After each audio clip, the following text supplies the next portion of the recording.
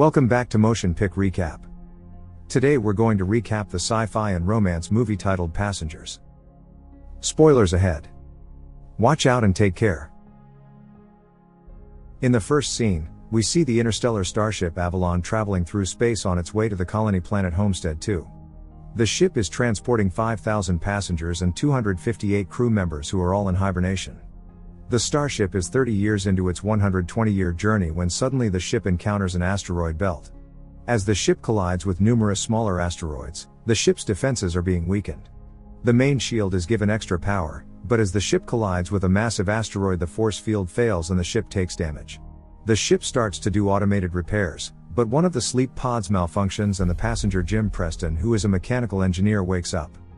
As Jim's pod opens and he becomes conscious, an avatar assists with his awakening and informs him that he has been in suspended animation for 120 years and that the ship is only 4 months away from the planet Homestead 2. He is also informed about the various luxurious features of the ship that he has the benefit of utilizing and all the activities that he will participate in. Jim's wristband is scanned and he is led to his cabin. The following day, Jim gets ready and is both excited and a bit anxious to meet the others aboard the ship.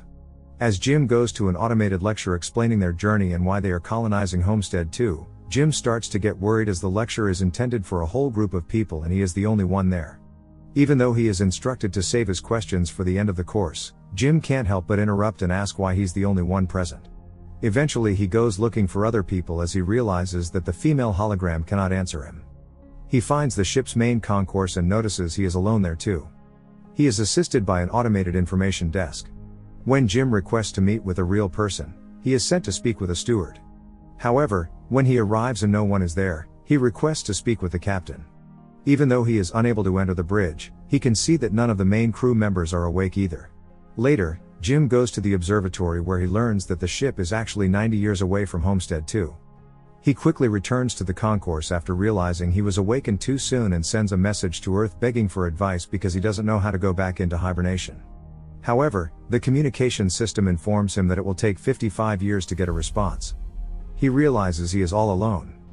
Jim walks around on the ship devastated when he suddenly sees another individual behind a bar. Jim gets excited and runs to talk to him. But after conversing he discovers the man is actually a robot called Arthur. Jim wants to ask him questions, but he is unable to even explain to the robot how it is possible for him to wake up early. The next morning, Jim heads to the cantina where he learns that the majority of the items on the menu are only available to gold-class passengers and he ends up ordering a simple cup of coffee. Jim starts to work on repairing his hibernation pod, only to unsuccessfully get it working again. He then makes the decision to try to enter the ship's bridge where the crew is hibernating, first by using his wristband which doesn't have clearance, and then by using other tools to try to get through, but ultimately fails to open the door. Meanwhile, minor malfunctions in the ship's system start to occur all over the ship. Jim visits the bar frequently to drink and chat with Arthur. Arthur persuades him to break into one of the gold-class rooms and attempt to have fun on the ship. As time goes, Jim explores more and more features of the ship, only to grow more and more miserable about being there by himself. After getting wasted one day, he stumbles upon an airlock containing spacesuits made for spacewalks. Jim puts one on and gets into the airlock where he opens the door to the ship's outside. A lifeline is attached to his spacesuit and Jim walks out to the ship's exterior. He releases the magnets on his boots and floats out into space. While watching the vastness of the universe, Jim starts to cry. He returns inside, removes the suit, and then goes back to the airlock without it. He pulls the lever and is prepared to put an end to everything, but he suddenly changes his mind and runs away from the airlock only to trip over a bottle he had thrown away in anger earlier. Jim gets to his feet and is immediately drawn to a woman in a pod who he can't take his eyes off. He learns her name is Aurora. He listens to her in her video bio and looks through her files in the directory and becomes obsessed with her. Jim starts to discuss her with Arthur. Jim can't stop thinking about her, and he starts to consider something. He takes the pod manual and goes to see Arthur. Jim wants to open Aurora's hibernation pod, but Arthur says it's not a good idea.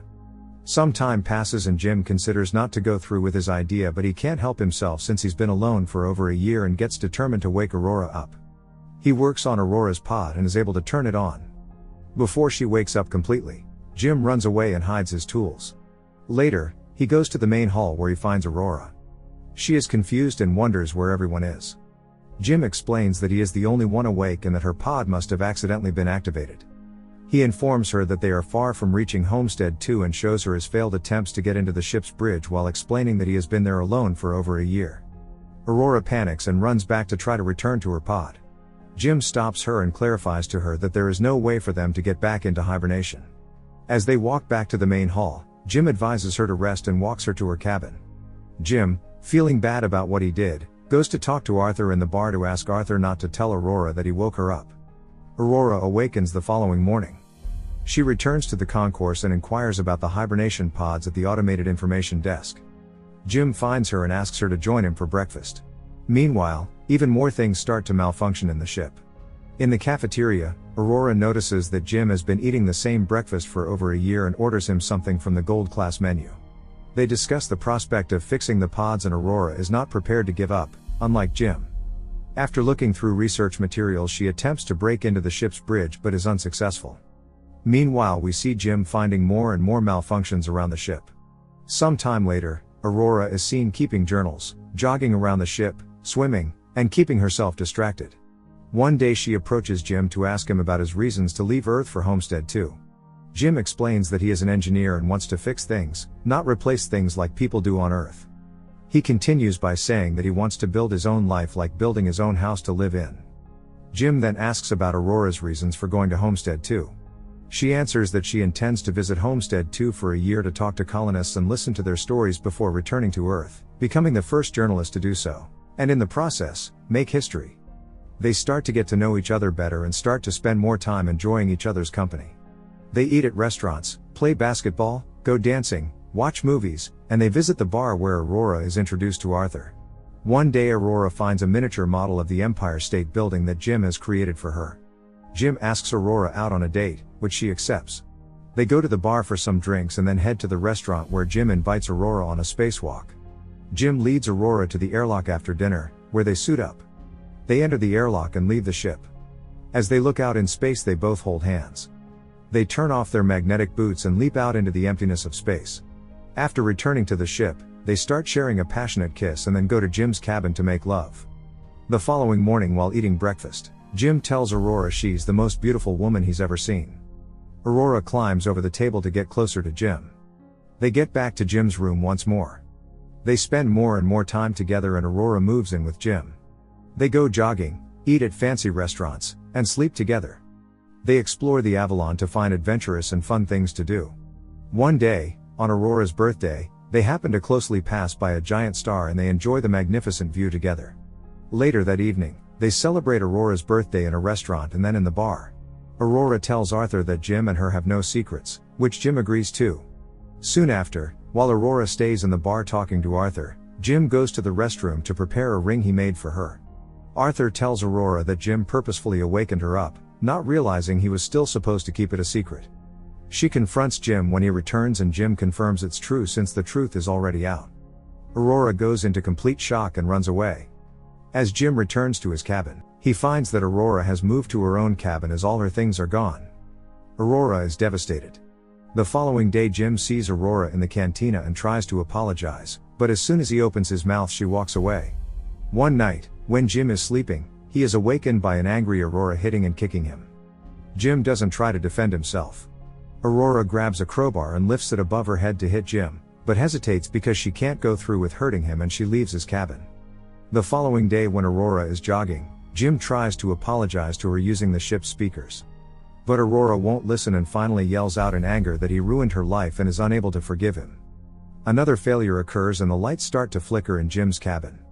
Suddenly a critical error occurs and the ship's diagnostics system fails. Later, more of the ship's systems start to fail. Jim becomes stuck in an elevator and the food vending machine starts to pour food out on the floor in the cantina as Aurora tries to get breakfast.